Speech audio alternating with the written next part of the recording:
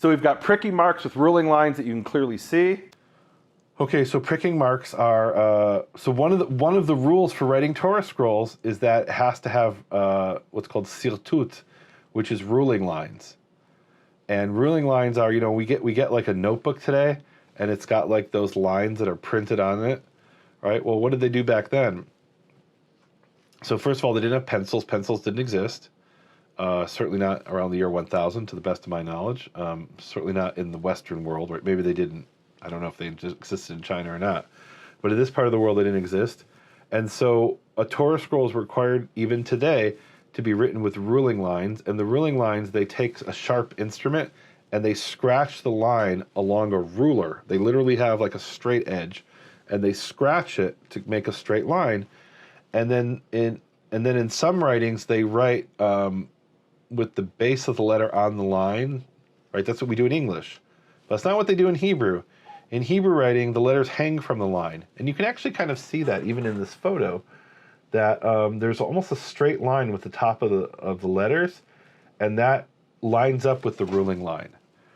And what's the pricking mark? Well, how do you know where to hold the ruler? You need two lines to hold the ruler between, or two dots.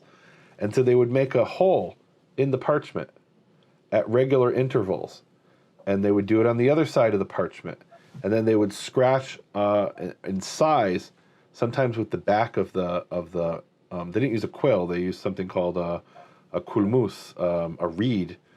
With the back of the reed or with some other sharp instrument, they would scratch in this ruling line, this vertical ruling lines. You can see the vertical ruling lines there. The horizontal ones you can't see so well. You can kind of see them. I can see them. But you can definitely see the pricking marks. And we don't always see the pricking marks because the pricking marks are considered ugly.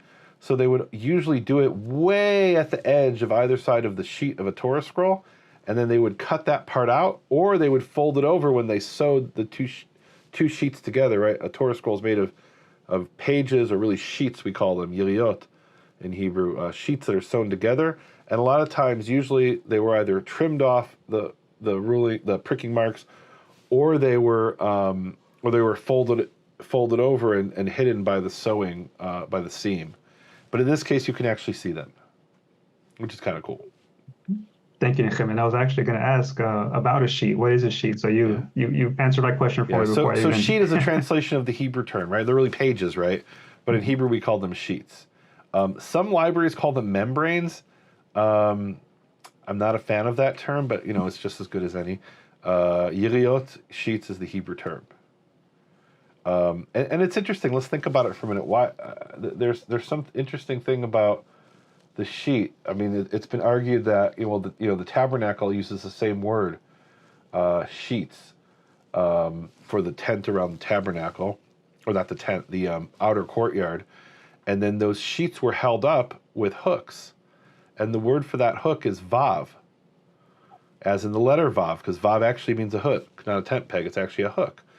And so some people have argued. Dr. David Moster has been on this program, has argued that when they would begin each column of the Torah scroll with a vav, he calls it a visual midrash. I don't know if I mentioned that in this lecture or not.